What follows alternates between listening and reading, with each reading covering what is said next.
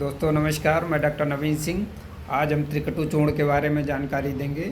त्रिकटु जैसा कि नाम से ही मालूम चलता है, 3 कट पदार्थ मिले होते हैं, जिसमें से सोंठ, काली मिर्च और छोटी पीपली मिलकर बनता है। सम मात्रा में मिलाकर पीसकर इसका फाइन पाउडर बना लें तो ये त्रिकटु चूर्ण कहलाता है।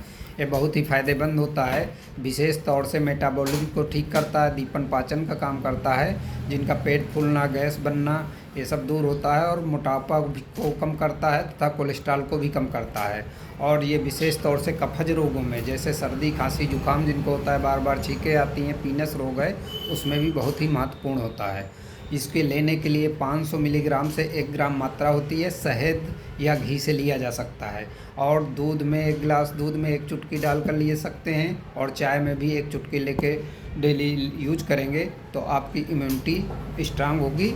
और त्रिकटु चूर्ण का रोज़ सेवन करें। सर्दियाँ आ रही हैं, ताकि इम्यूनिटी बूस्टर का काम करता है। धन्यवाद।